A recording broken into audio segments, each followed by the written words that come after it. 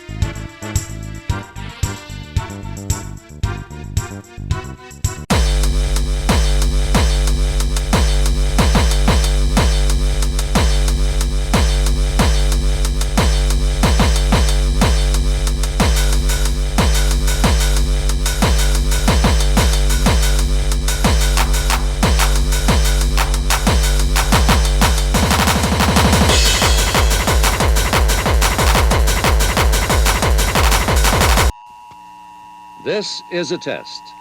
This station is conducting a test of the emergency broadcasting system. This is only a test.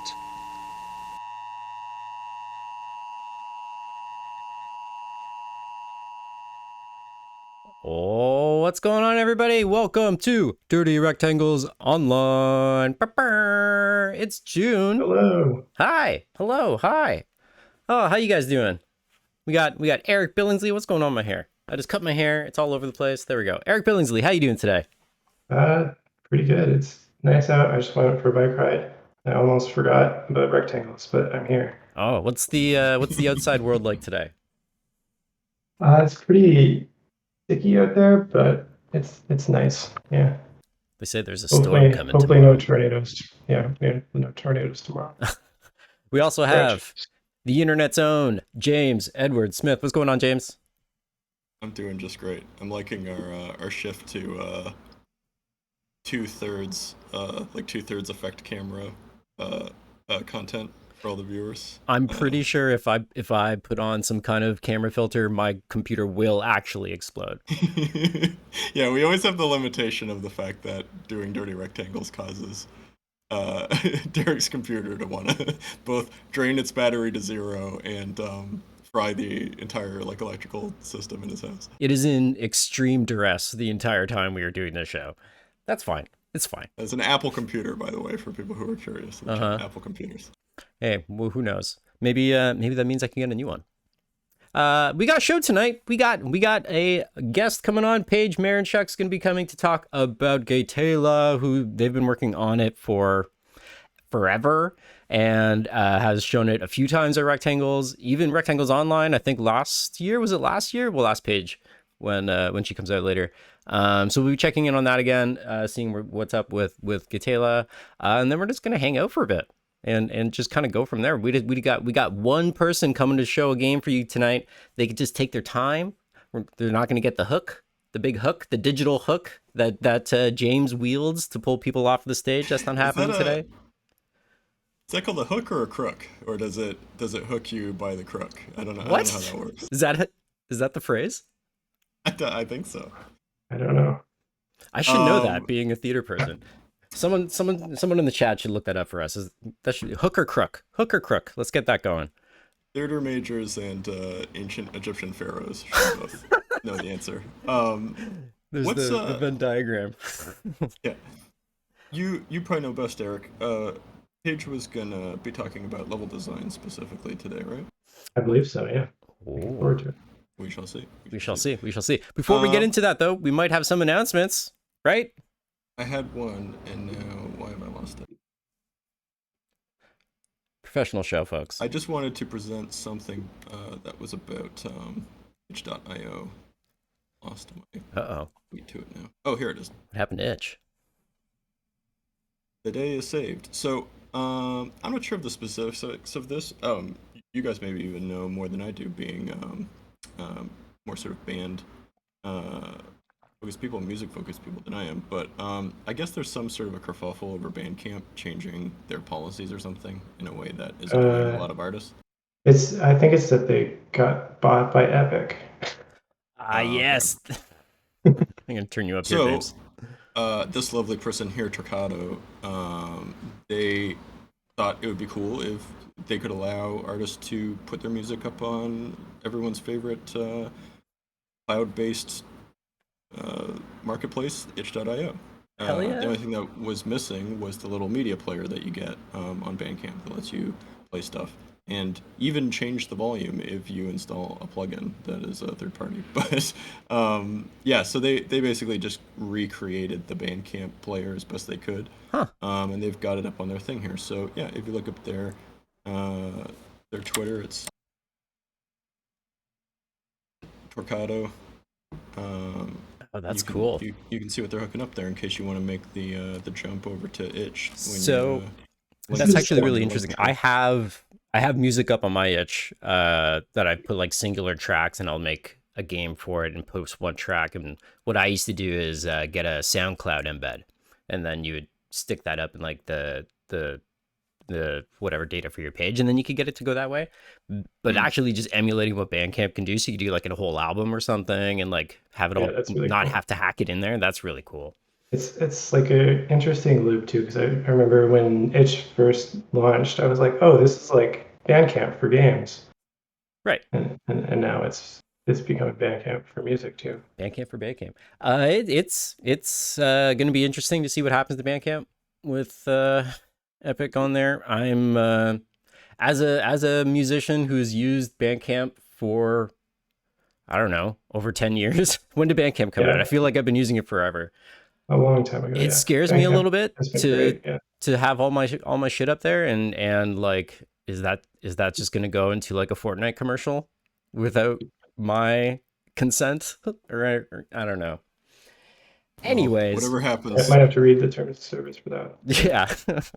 You never whatever know. happens, Derek, you'll always have the music because the music is in here.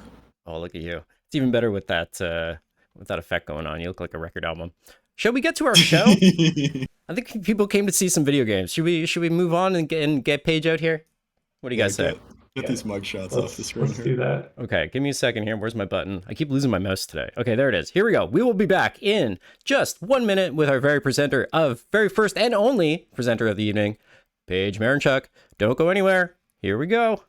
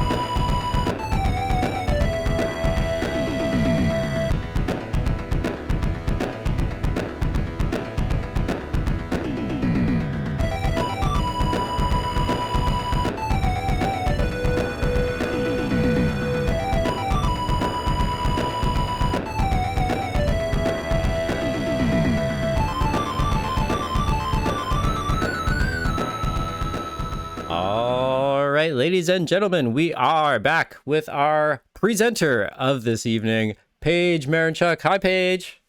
Hello. Thanks for coming. Thanks for inviting me. Yeah. So, Gaetalea, did I say that right this time? Gatela. Gatela. You know, you ever get those like those words in your head where you're like, you convince yourself it's supposed to be said one way, but that's just like wrong every time. You know? Yeah, that's why you spelled it wrong on the intro. I'm sorry, Paige. Okay. I'm going to stop talking and let you take it away with this awesome level design talk.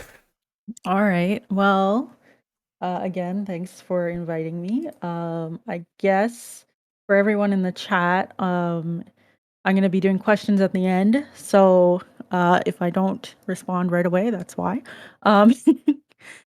So yeah, tonight I'm going to be talking about level design in Gatela. So here you can see some of those levels. And I'll just give a brief introduction of myself to people who may not know me. So yeah, I'm Paige Marinchuk. I'm a programmer, writer, and a pixel artist.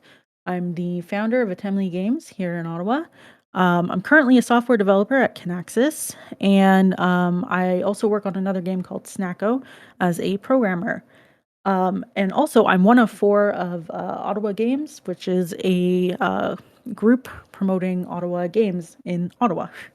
So, Gatela is a Victorian steampunk RPG featuring a debate battle system.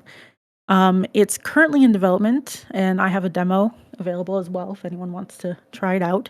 And it is made in Game Maker Studio, and you can see some screenshots there. There was a question about how long have I been working on it? Well, as of this year, it's 10 years. So it's quite a while. And so just to give a brief overview of kind of what this presentation is about, I'm going to be talking about defining rules for level design, and the rules that I use. I'm going to talk briefly about designing in the overworld, the cities and the towns, and also interiors, and then there will be questions at the end. So yeah, and I'm going to start with the most important thing, which is your rules. So defining your rules at the start of game development is super important for your levels. I like to divide it into like 3 main categories, which is things like technical rules, gameplay rules, and design rules. Your technical rules are things like how many instances can you have on the screen at once or in the level? How big can a level be, right? Those are things that you can enforce with checks in programming. And so that like the designers, if they accidentally break it, you'll know ahead of time. Gameplay rules, I feel, are more like, at least in the case of Gatela, it's stuff like the minimum space needed for player movement. So how wide do the paths have to be? If you have jump, how tall are the platforms or the spaces you need in between, right? And then finally, design rules are more of like the visual part of it.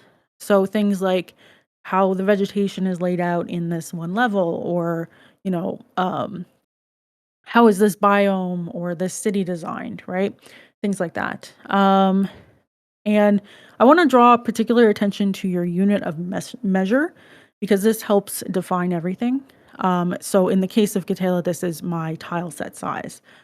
In other games, it could be your unit, or like 3D, like VR. It's very important, especially for giving perspective with items, right? So that's probably like one of the most important things to get down. So for Gatela's rules, my tile set is actually 64 by 64. Each room in each level can be up to 50 by 50 tiles, which is 3200 by 3200.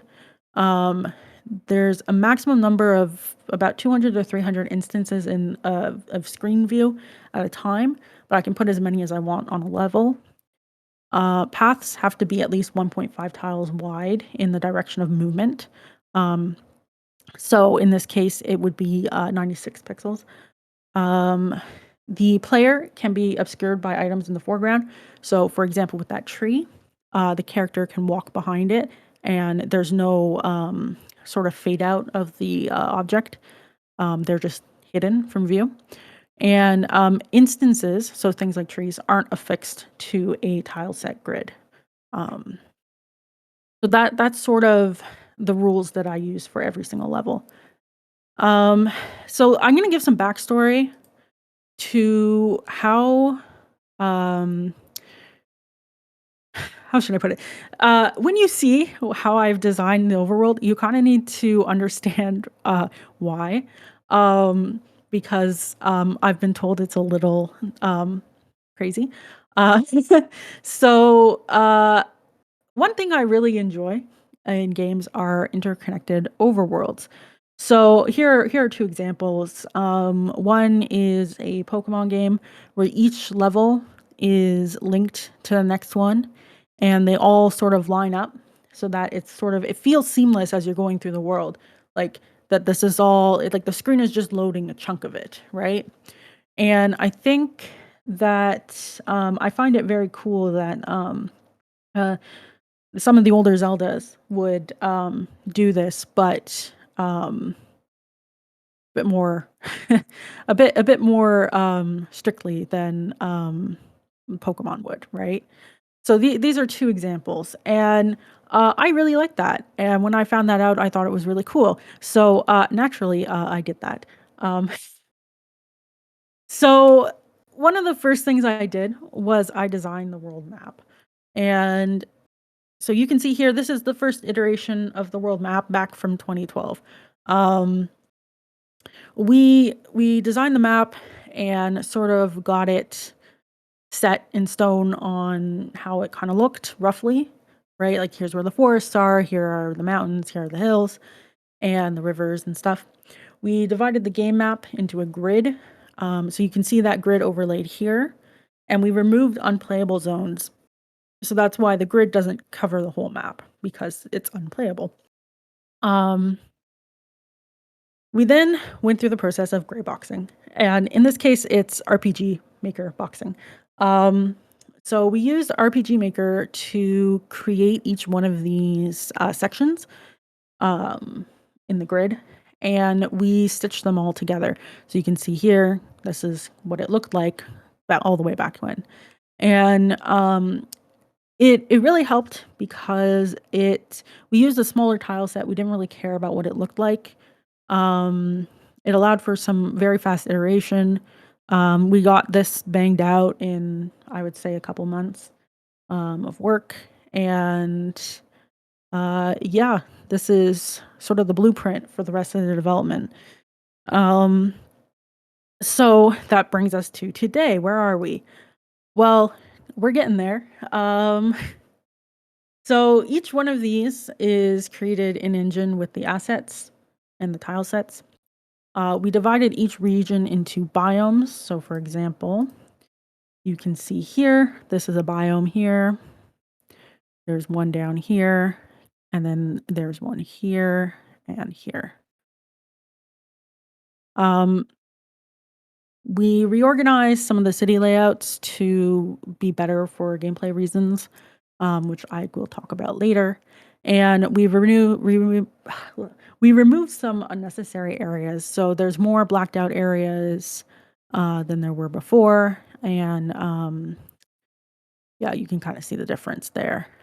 So in each area, so each one of these tiles, right? If you look here, for example, this is a 3200 by 3200 pixel scale down. So quite big. And you can see we're slowly completing it with this last area to go and some fixing up to do. So I'm going to talk about some considerations you need when you're doing this sort of design. Across all the levels, you need to make sure that all the paths are connected. So I mean, like the roads here, you can see there's a road here going down to the next screen and also another one up top. When you transfer to the map on the other side, it needs to also be in the same position so that you have that frame of reference. All of the collisions need to continue across the map borders. So if I had a cliff mountain range here and you couldn't access it, you shouldn't be able to, there should be a cliff mountain range on the other side that you can't access, right? I try to line up all the instances. So you can see like this tree's on the border. I try to make sure that it's in the same position on the other map. And all of the tiles, so like the grass being where it is here, needs to line up with its the ones beside it. And probably the most important thing is to not have any collisions in your teleport zones. And that is, in this case, this red border you see along the edge. That's the teleport zone. If a player enters into it, they'll move over to the next map. If they come over from the next map, they're into this zone. I have like a debug mode that I've set up.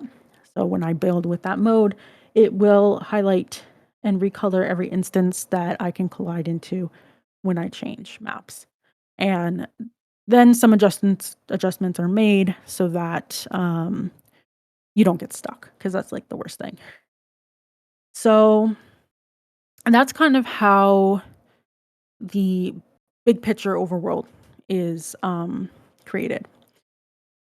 I'm going to talk about now some general rules and how I go about actually creating each individual map for the overworld. So, kind of the core of it is the overworld is areas between towns and dungeons and cities.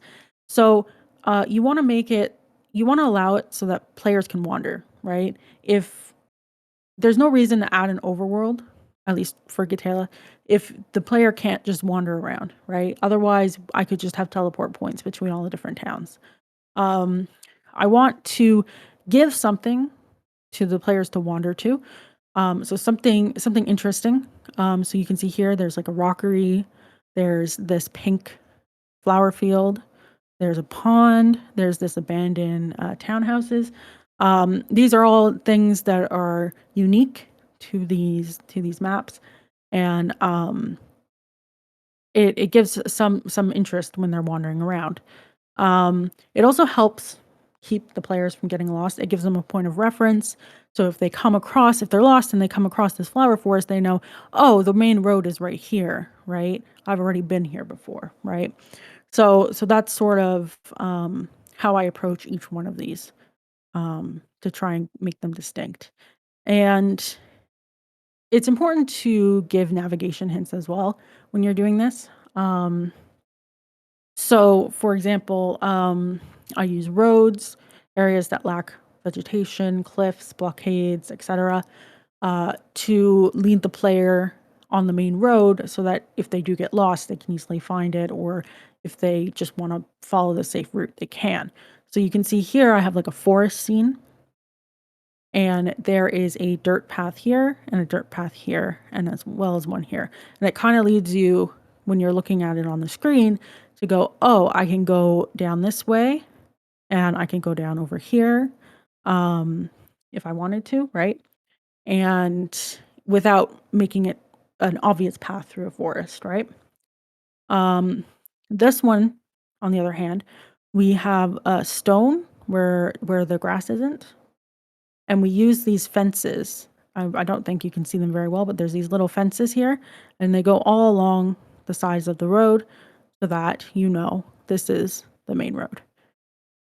For the swamp, for example, we have these bridges over the water for where the main road is, and then these tracks that go in between the road as you go along, and it's sort of like carts getting stuck in mud. This is an example here of a solid road that just continues through. And down here, you can see I'm using cliffs to outline where the main road is.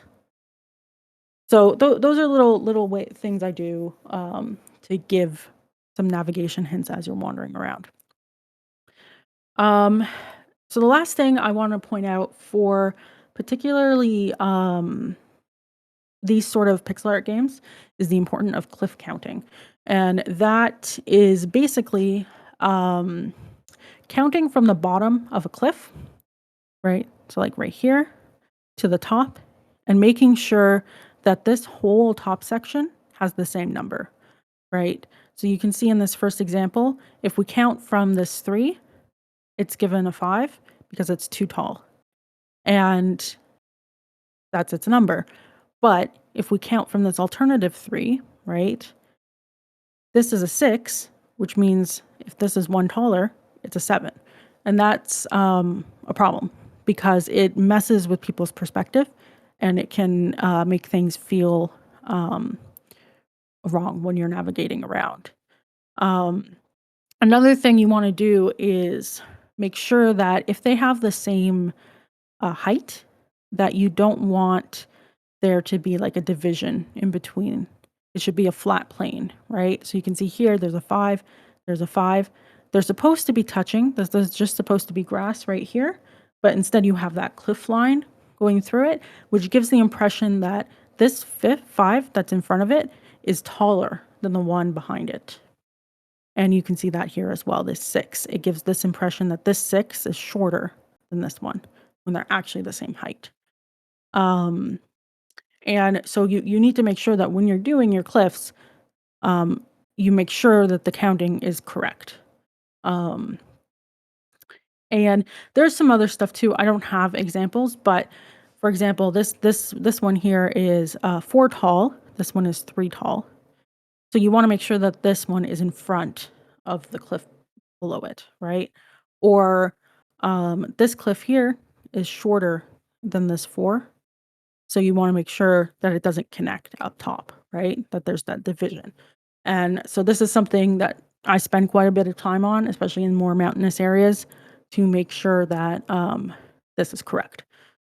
And overall, when it comes to things like overworld design or biomes or anything, you need to just be consistent. If a road is a road, make sure it stays a road. You know, um, things like that. So I'm going to briefly talk about creating a biome, because this is something that I've been doing quite a lot lately. Um, so I'm going to go over the marsh biome that I've completed.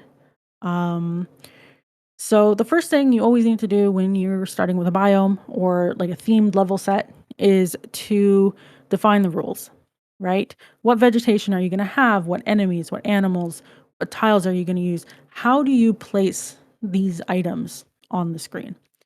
So here's an example of some of the assets that are used in this biome, right? And here's an example of the biome. And you can see that this grass here, it's only in the water and only along the edges of the water, right? It doesn't go onto the grass, and it stays on the muddy area. Rocks, logs, and tree stumps, as well as trees, they stay on the mud. They don't go onto the grass. And you can also see like this flower here. It's only along the edges of the water as well. Whereas this one is only on the grass. So there's rules like that that you need to define and you need to stick throughout the area so that it feels consistent.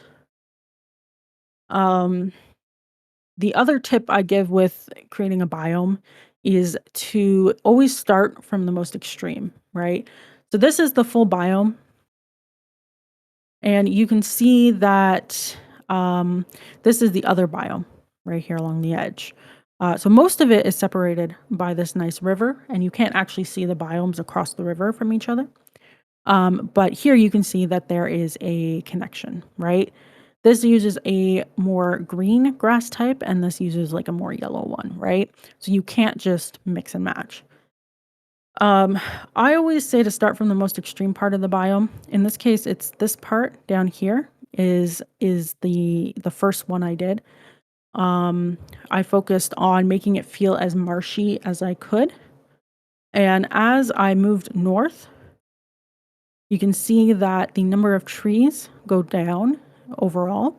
It gets way more grassy and green because this area is completely grass for its base. This is a forest, so obviously it's a bit different, but you can see here, for example, the water, it's less ponds and more sort of coming off from the river and the lake up here, as well as over here. And I gradually transition over time in the biome as well as between the biomes. And I always do the transitions last. So this is this part up here. Because you want some sort of way to mix them, but it also takes like the longest time, I find. And then finally, like with biomes, I find that you need to keep nature in mind, right? So for that marsh, these were some of the reference images I used. That pink flower field I talked about before was based off of this. There was a section with orange trees, and that's based off of this here. We've got pond-like looking areas with wooden bridges, and we've got flat, big grassy areas. And it also helps to have these diagrams. So this shows you sort of how vegetation works in a marsh, and I use this as a reference to determine sort of how all of those assets would be placed. So that's kind of it for biomes and the overworld. I'm going to talk just briefly about how I go about cities and towns now, since that's kind of related. So when I approach making a city or a town, there's usually like a story reason for it. and I try to pick a few words to describe it, right? So a steampunk miner town, it's something like this. A cottage river town, right? We've got a countryside and a town that grows oranges. And I try to get some keywords. I try to do some Google image searching to get some ideas. And I usually pick a few reference photos and then go from there. And each one of these towns is also related to the story in some way or its location, right? A cottage river town works very well in a marsh because there's a lot of water. Probably wouldn't work as well in the middle of a forest if it didn't have a lake or anything. So here's some of the inspiration that I've gotten for the towns. Um, so before, like I said, the cottage river town, this is one of the reference photos that I was using. Um, for the countryside, it was more like this. Um, this reference is used for one of the cities. It has almost every building is covered in ivy in some way, and this is what I used for that inspiration. Um, this I used for a river fishing town with the plaster walls and the stone along the edge. You can kind of see it.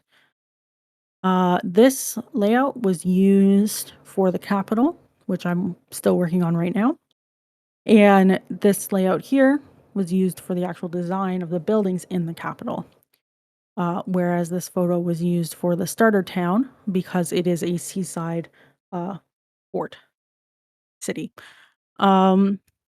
So once I've got the theme and I've got the inspiration, the first thing I do is to define the arteries, and that is basically your roads.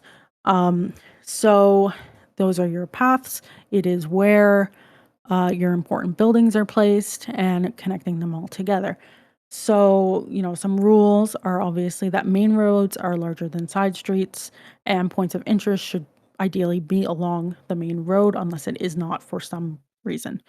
So here you can see there's a main road from north to south, east to west. This sort of layout is like square with crosses through it. There are a little bit of side streets here, like we have a little park right here. Just a little corner area or cutting through the town. These little things help as well to give shortcuts and a little bit more life or uniqueness to the city. Once I've defined where everything goes, what story things go where, and how the roads are laid out, I then work on designing the buildings, right? So that's picking, what are the walls and the roofs made out of? How tall or how wide are the buildings? What windows and doors will we use? What details will we use, right? And I also work on how do I keep this design, this core design, and where can I differentiate, right? So in this particular one, this flower can be swapped out. I have 3 or 4 different window types that we can use, 2 or 3 door types. And this wall color, this plaster, can be changed between, I think, 5 different colors. And that's one of the ways I use it to keep all the buildings in the same theme, but also make them all different. And then when it comes to building cities, you just have to work really hard. This is a quick time lapse, sort of myself taking the city, redesigning its layout, placing down the roads and the rough size of the buildings and their locations, switching over to the final road type, putting in some of the actual building designs, and then putting in all the details. And I think this took me a month, over 10 hours of actual work on it. So it does take quite a while to get done. But yeah, and at the end of the day, it's just working hard. So some considerations you need when you're designing cities is how many entrances to the city do you actually have?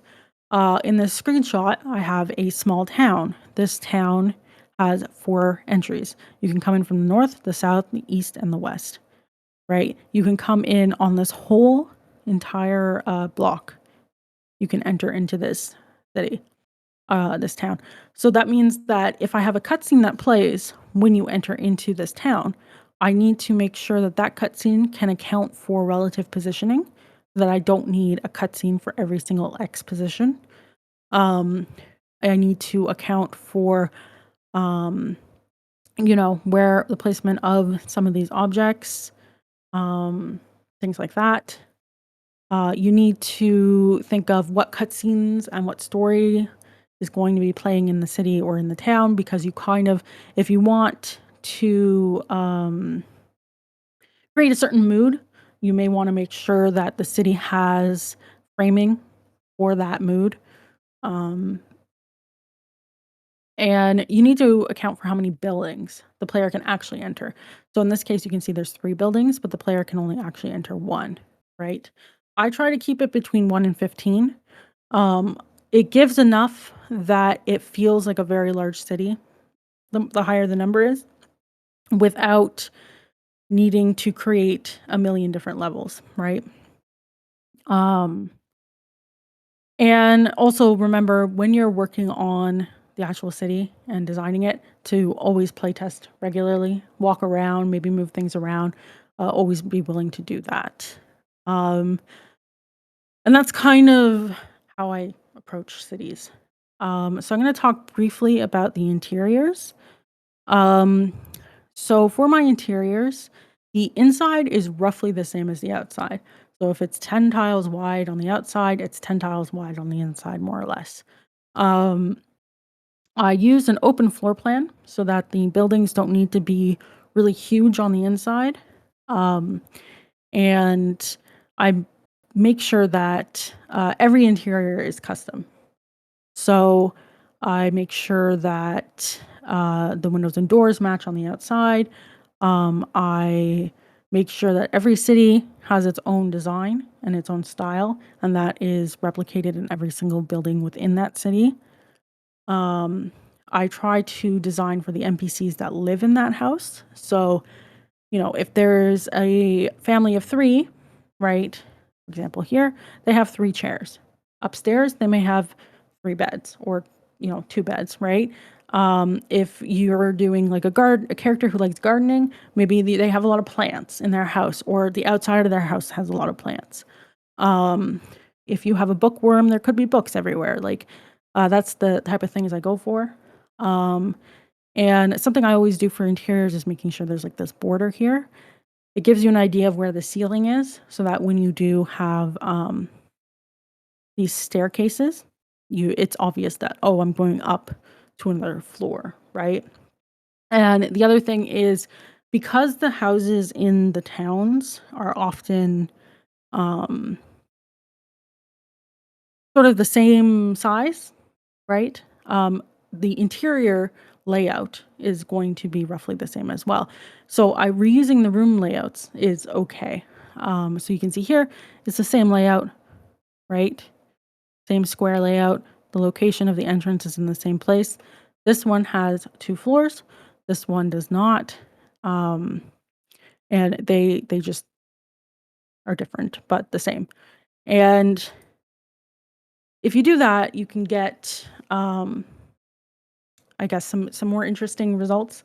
So for example, here we have a store with this particular layout. There's actually 2 stores in this building, like a department store. Whereas another building with the exact same layout is a storage room, right? And it gives a different feel. So that's kind of everything that I was going to talk about today. So thank you for listening, and I guess now it is question time. Yay! Let's Yeah, get some thanks, Paige. That was great. Doritos in the chat for Paige. I think there was a bunch of questions. Let me just find my mouse that keeps disappearing on me. Here we go. Okay, let's scroll up. Wow. Also, 10 years. Congratulations, Paige. That's a very long time to be working on one project. I- Yeah, thanks. Maybe milestone. before we even get into some of those questions, what's it like working on something for 10 years, and how do you keep cracking at it? Like, how do you keep coming back into it? Well, having Kickstarter backers is one thing. Sure. Fair enough. But I mean, even though it's 10 years, it's not full time, Right. right? I haven't been working on this full time for 10 years. It's been part time. I started in university, um, and I do it in my evenings. I kind of just try to do like 2 hours a day on the evenings and more on the weekends. But it's about basically Rome wasn't built in a day, sort of thing. Right. I love that. So Yeah. like you're setting up a routine for yourself, basically, right? Yeah. It's like it's really the only way you could do it when it's not your full-time job, I'd imagine. Yeah, and setting aside time for it as well. Yeah. Okay, we had some good questions in the chat here. Let's see here. Scrolling up a bit. Chris I got Portal asks, has there been a lot of moments or ideas that you thought to implement in the game that you've been really excited for people to see? Since there's like is like I think he's probably leaning into like the discoverability of things that you're like placing in the world and stuff like that. Yeah, like how do you find yourself being like, oh, I'm just gonna hide this thing here and see if someone Yeah. finds it, right? Yeah, so like for example, in Vuni is the starting town, and it has an apple orchard outside of it. Okay, and every single house in Vuni has a crate of apples in it, except for I think one person's house, and that's because he hates apples. Um, and so there's things like that where I can't wait for someone to figure that out. There's also things like in the towns when I place NPCs around, I try to have them all have their own little story. So there might be a mother in her house worrying about her son's first day at work, and then later on the map, you can find the son panicking about his first day, right? That's awesome. Yeah, so there's little things like that that I hope people will eventually come across. I love that. James, did you have one there? Oh, I was just reading the other ones in the chat. So, what was the last? Shramper. Sorry, I almost said Scramper. Would have been embarrassing. Shramper. Has the scaling for homes been a problem when wanting to add props and assets that were too big? No, not really. Um, we sort of designed the beds and the couches and stuff ahead of time. Um, so going into the layouts, I knew how big they would be and how they would fit. Um, I don't personally find an issue with it. Like that's one of the reasons why I use the open floor plan is because you don't need to put the walls up. You can just put a bookcase there to divide sections if you want. Or I can make the buildings taller to add more rooms, right? So there can be a kitchen on the first floor if it's a tiny area, and then up above can be the bedrooms, right? Do you want to just switch to the heads on the streamer? Oh, sure. That way I can show stuff. Um, There's some other questions here. There we go. What specific things are you looking for when you test a mood rather than just level design? What am I looking for when I test a room? What specific things That's are you for looking mood. for when you test for mood rather than Mood? just level design? Yeah. Um, so mood is a little relative. I try to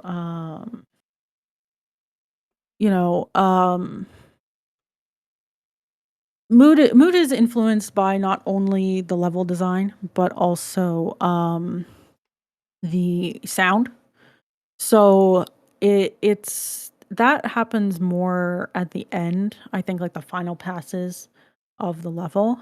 Um because you need to account for like what NPCs are moving through the area, right? Is it empty or is it not? what music is playing, what's the sound effects like.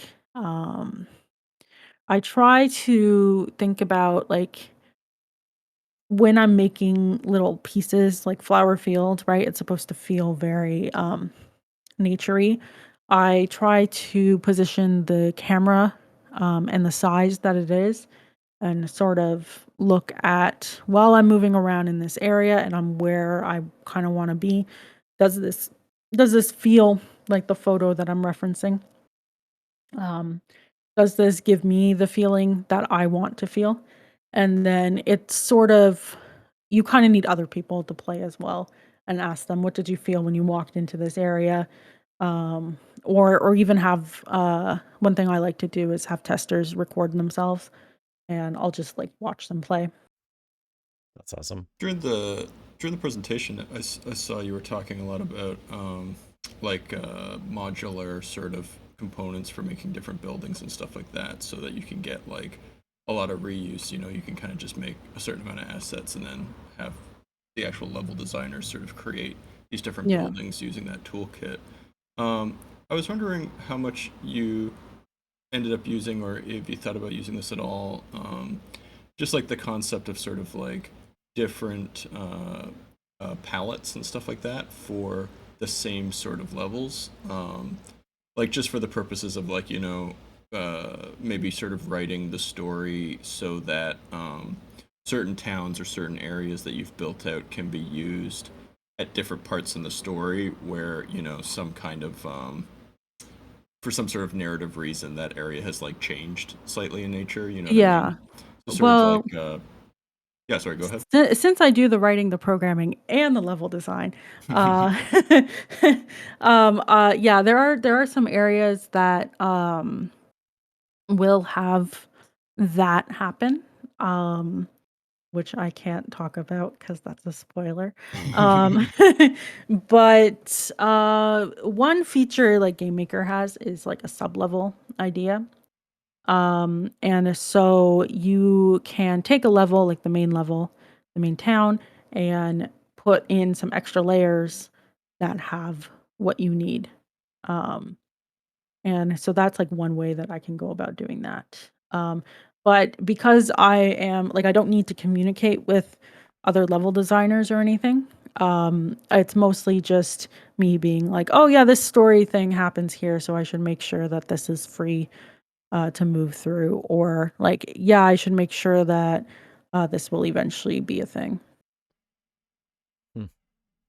There was another interesting question in the chat.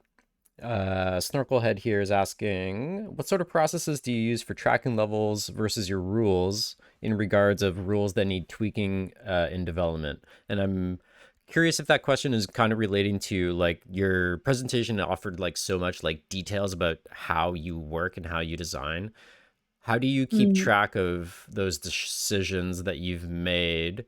And how do you then go back and change some of those decisions? Or have you ever Uh, had to? And then you're like, well, yeah, go this ahead. is not the answer people want to hear. I keep it in my head. Mm. So, everything is in my head. I remember everything. Part of it is because I work on it a little bit every day, so it just naturally sticks around. Hmm. Like that swamp biome, I finished that last November or something. Um, maybe last September. So all that information is still firmly rooted. um, but like I have notepad documents of like um certain layouts or you know um I try to take notes or I label diagrams or reference photos and stuff and make sure that they're all well organized so that when I come back to it I go, oh yeah, I remember that. Yeah. um Yeah.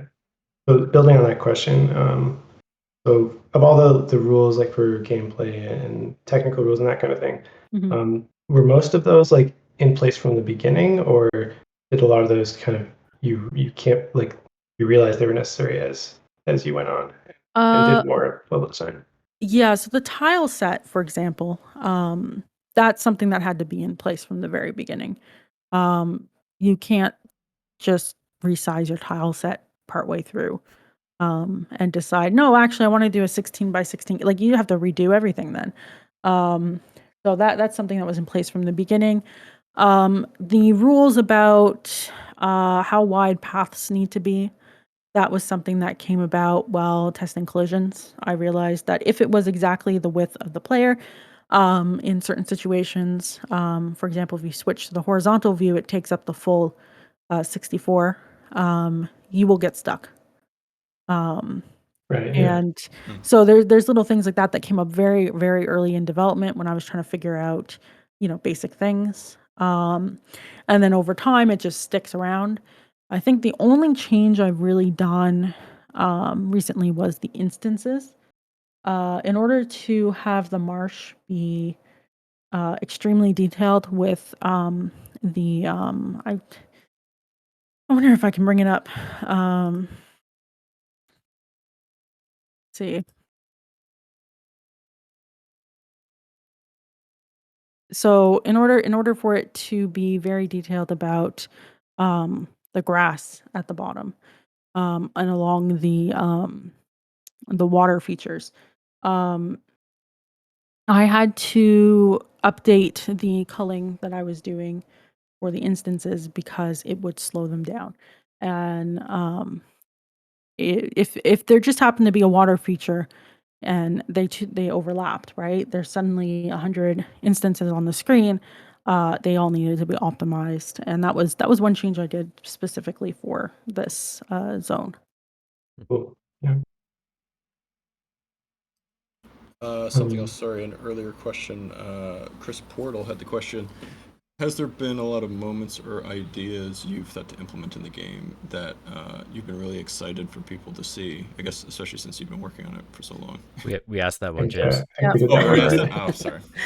We started from the Chris Portal beginning, and then we You started. start from the beginning. I start from the bottom, so it's fine. Well, You met in the middle. I'll It's ask a fine. new fresh question, which is, so for games like these, like where it's not. I take it it's not sort of like as much of an actiony game. It's more of like an RPG where this sort of like overworld map is more just for kind of like navigating to different places and speaking to different characters and stuff like that. But Yeah. I'm just curious if you have any other sort of like little, even just kind of like pre-canned sort of like actiony mechanics that are in the game. Sort of along the lines of like, I don't know if you've played like Secret of Mana, No. or even just like Zelda or something. Like if you've played Zelda, like how you have certain like interactions with the environment. Like Secret of Mana is more of like an action RPG, but it's like you can get like a whip in it, for instance, as one of your weapons, and you can kind of like travel around the map. I don't really have things like that. I do have like a water dungeon, which water dungeons are notorious. Where you can actually walk through the water. And you can walk through the water over here as well. But when you walk through the water, your HP declines, decreases. So it's kind of limited to the dungeons. The overworld is mostly about going in between the different towns and the different cities, and then eventually like the different story points in between on the overworld that aren't defined in the cities. Right. So like giving you that feeling like you're actually traveling and Yeah. like these spaces are connected and that kind hmm of Do you cool. have any sort of like gating and stuff like that? Like just sort of like simple like lock and key sort of puzzles? Or is more of the sort of like unlocking of the overworld just related to kind of like artificial mechanically, but more sort of like narratively driven ones, like, It's a little bit more narrative. Okay. Technically, halfway through the game, you actually unlock fast travel. But you can fast travel to places you haven't been. So if you wanted to, you could fast travel all the way to like the last boss battle if you wanted. I'm not too fussed on that. The only part I would say is like you see these rivers here. I put some events that kind of say like, "Hey, I'm not supposed to go here just yet," or I kind of really need to go talk to, so and so, right? I don't really lock down the maps and the levels and where you need to go unless like I absolutely need to for some sort of reason. I had some questions. When you're thinking, when you're like trying to place something in the world, like say a pathway, a road, or a Mhm. shop, or basically anything, how much do you weigh like is putting this here something that will make a good player experience versus does this being here make logical sense for the people that live here? And do you find those two things are often like in harmony or in conflict with each other?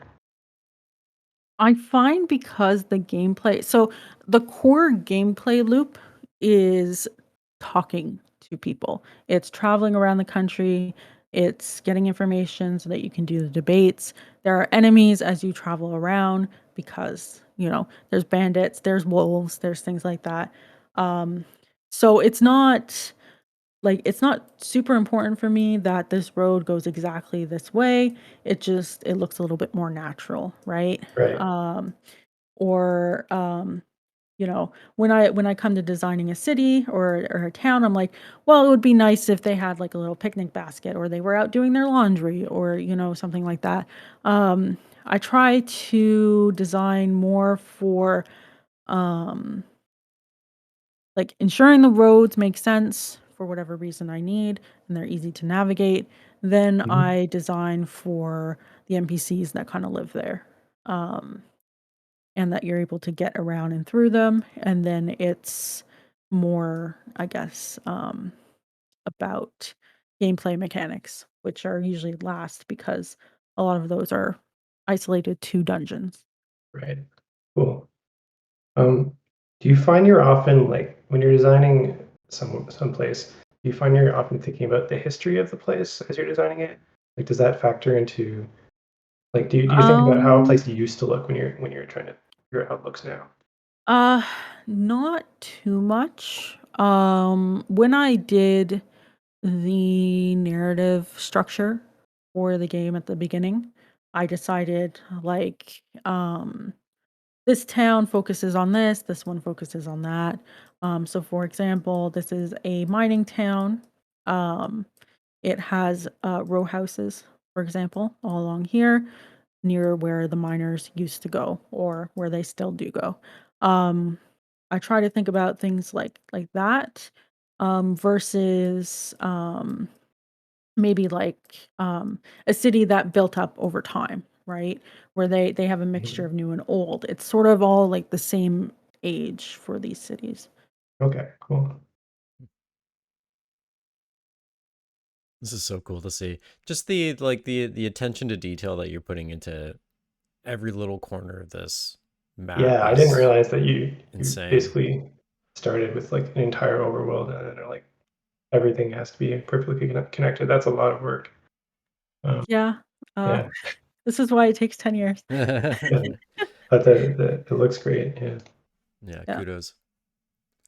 Um, you talked about making areas that are recognizable to help like orient the player. Mhm. Um, this is just me asking because it's something I've struggled with, but do you have any Mhm. like do you have a process or any tricks for like coming up with landmarks or like set pieces or anything like that to do that? So one thing I guess I can bring up for example is this town is surrounded by red trees. Um so you can kind of see where the grid is cut off from the screenshot. Um but around the border of this town I have some red trees, right? And the more you move towards the town, the redder the trees get, right?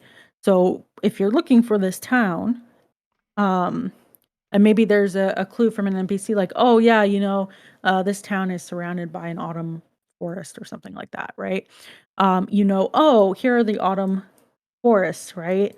Oh, I must be near it. So that's one thing. Right. Another thing I do is like when I look at reference photos, like that pink flower field, right? Um, those things stand out to me when I'm looking for interesting areas. And those are what I incorporate into the area. So that when the player is running around and when they do come across it, it feels like, oh, this is very different from everything else, right? Very cool. So vegetation is one key thing. I do that there. I also have like a wildflower over here, um, and just little things like that. Or here, this whole area is filled with red and orange poppy flowers, right? Um, things like that. Yeah, that's really cool.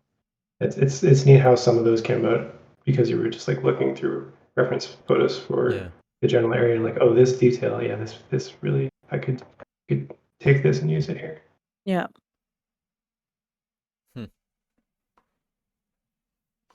This is amazing. Any other questions for Paige here? I can reread some of the old ones again. So the demo for this is out, right? Yes. Where can people get it? Let's do the Where can schmoozing. people get it? All right. Well, it's up to your platform of choice now. Ooh. If you're a fan of Itch, it's available on Itch, and if you're a fan of Steam, it's available on Steam. So let me just plop that one down. And if you go to the main website, there's a button for whichever one you prefer. Oh, easy peasy. Any way you Cool. want it, that's the way you get Hey, don't get us it. Is that the- DMCA'd. I think it's the lyric. I don't know. Don't worry. I think that's entirely off key. The Okay, entire good. That is awesome. So what's your I don't want to say what's your time frame, but like you were talking about there being not necessarily a huge chunk left to carve out, like that bottom corner there, I think, right? Yes, so you can see here I have these transitions to do Yeah. along the edge. I also have this area down here to finish off. Um, so sort of like the main overworld is approaching completion. I'm gonna be finishing this for sure over the next few months. For example, this one here, this area, I did last night on stream. So Awesome. um Cool. so I'm slowly getting it done. Um I don't really have a release date. It's done when it's done, right? Yeah. It's done. It's I done mean, when it's Anyway. done, yeah, but after it's 10 getting years, it'll there. get there. It's fine. Well, yeah. I mean, like, it takes time to get the assets done so Yeah. that we can do this, and then it takes time to implement it. And obviously, once the world is done, then it's cutscene time. So, you know, Awesome. That's so cool. It's just been such a cool thing to see this evolve over the years and to see you like comb through it. So with like such a fine tooth comb to like like it's almost akin to people doing like pixel, like just doing perfect pixel art, right? And like, oh, I'm just gonna move this one pixel over here and do this one little thing over here. But the attention to detail that you're putting into it is just so cool. Very Yeah, admirable. I and love it. scale as well. Yeah. Yeah. thanks. Yeah, it's sort of funny. It's kind of like the indie developer's dilemma. Is like you think back to like the old like sort of NES days, and there were so many people that were like employed, as game developers on game teams and stuff like that, where it's like you just have this hard deadline where someone's just like, you got 6 months, and then you got to get this game out so we can move on to like the Total Recall game we got to make or whatever, in like 6 months time. And so it's like you have people basically just trying to do the best they can within those constraints and get it out and get it done. And then it's like I feel like indie developers, it's like there are some people that probably subscribe to this, but it's like I feel like there's like a mix of like some indie developers who just like want to get games done, want to get them out, want to kind of like improve their skills, improve their ability to kind of actually make games so that they can maybe like one day make something really fancy. Or you have people that just have this like already sort of like set idea of this sort of like dream game that they want to make, to use, sort of like a vulgar term for it, but um like this dream game they want to make that they probably don't have the skills to make when they first set about making it, but like the project is more about sort of like training yourself to be able to finish that game. And I feel like that's the sort of style of indie developer that I am anyway personally, but like also just that can end up getting caught, with these long like sort of dev times. And it's like I feel like there's kind of like a natural inclination to sort of like I don't know, like sort of say that that's like not a great way to make games or that's like a silly direction to go in or something. But it's like at the end of the day, you do see a lot of these long-term projects that do eventually actually get finished, and then it's like they're still very sort of like artistically relevant. You know what I mean? So I don't Yeah. know. It's an interesting thing to think about. Yeah. Yeah, I think that there's something to be said for like if you're doing something on the side and like it's important to you, but you don't need to have it done for a certain time. It's okay for it to be sort of like I hear the word like forever project, Mhm. but that doesn't necessarily mean it will actually never get finished. But like that you don't.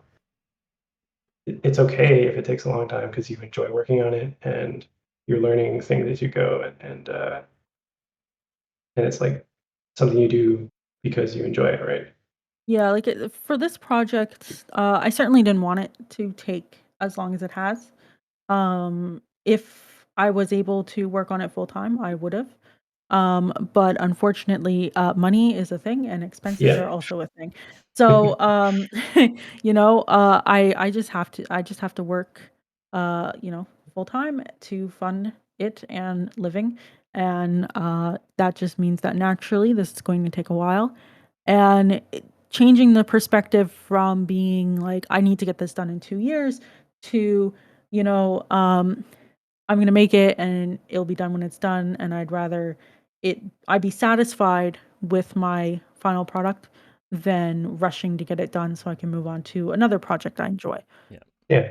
That's awesome. It's interesting too because it's like the other pitfall that you kind of open yourself up to with these kind of long-term projects as well is just like maintaining the desire to keep working on it. You know what I mean? Like keeping that passion burning. Like obviously it's gonna wax and it's gonna wane here and there. That's natural. But like managing to keep this sort of like base level amount of determination to get it done or enthusiasm about the project.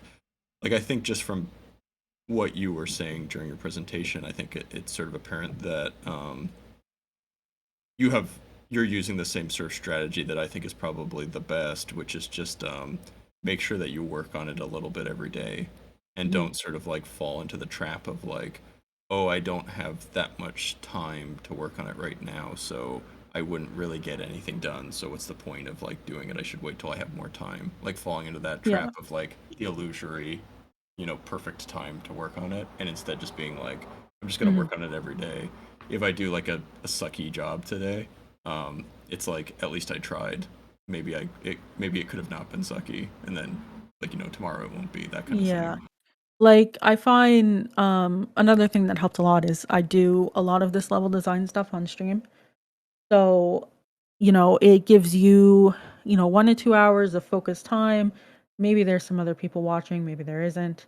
But because there could be people watching, you can't just slack off. That's the thing that helps a lot. Doing the tasks I dislike a lot and just getting one done, or not to pull out the Jira agile processes, but slicing your stories to be into 1 to 2 hour chunks so that um, you can cross off things off your list really help with productivity. I have Yeah. a physical list and I cross things off every week, and it helps me feel like I'm making progress. Feels good to It's knock so things off. funny.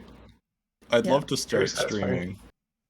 I'd love to start streaming my stuff, but it's like I don't know, I have this like silly hang up about it. I'm like embarrassed of like my process sometimes just cuz like sometimes I'll try to do something and my first few attempts won't go anywhere, you know what I mean? And then Mhm. I don't like I feel weird about like streaming that, like me doing like a bad job and like messing something up, you know what I mean? You Yeah. could Even though like you like program for 2 hours but spend 45 minutes on Stack Overflow.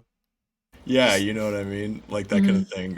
Whereas it's like, yeah, sometimes when I'm working on my game, if it was being filmed and people were looking at me, it would look really cool because like things are going well, you know what I mean? But there's no guarantee of that. So I'm just like Mhm. scared. I have like performance anxiety about it. Yeah. I find I ended up just doing things that I knew that I could like get done on stream without, you know, Right, panicking. like planning it out. So like I've done planning streams where I'm like, this is kind of what I plan to do over the next 6 months. Or and that's mostly just me with a notepad document writing down Jira titles. Then there's stuff like this where it's very visual. You can see me composing the level over time because I already have an idea of what this should look like. Um, and then like I do bug bash streams sometimes, or if I have a small feature I need to add. I've done a stream where I just import assets for an hour and talk to chat. Like, um, there's a lot of things you can do that doesn't require Googling. Yeah, that's really cool. If I streamed game development, then I wouldn't end up wasting an hour watching a YouTube video, probably. Yeah. We've one more question in the chat here, maybe before we wrap things up, from Eden Student, who, although it looks like they answered it for themselves, but let's just get this out loud. Did you do the character art as well, not just the pixel art, but talking about the talking portraits too? So I actually didn't do any of the pixel art either. I just make it look good. So there are people who are working on the game. So as they said, there is a credits page on the website that has everyone listed. But there is an art studio that I'm working with called Buko, and they made these art assets and the tiles that I can use to do the level design. And the character art is designed by different people. They're all listed there. And all of the talking portraits are actually done by my sister. Very cool. Oh, cool. Cool. Well, Paige, thank you so much for showing off where we're at here. I hope we could check in again soon and see what, like, the last little bit of the map or something. That would be cool. Yeah. Yeah, excited to see they continue to evolve. Thanks. Hell yeah. Thanks for having me. Of course. Folks, Yeah, thanks that's so much. going to do it for our June edition of Dirty Rectangles Online, unless anyone else has any fun things that they want to bring up. No, I'm just doing silly dances. Silly dancing. That's what it's all about here. Everybody in the chat, thank you so much for joining us. Paige, again, thank you so much for coming. We'll be back next month. And if you want to get on the show, well, hey, you can reach out and find us on our Discord, dirty-rectangles.com/Discord. Hop on our Discord. You can, there's a channel in there if you want to get on the show and do a presentation, or you could find us on Twitter at Dirty Rectangles or at Rectangles_TO for the Toronto crew. Am I forgetting anything? No. I think you're good. I think we're good. All right, folks. Thanks for joining us. We'll see you next month. Bye. Bye, everyone. Bye, Derek. Bye, Eric. Bye.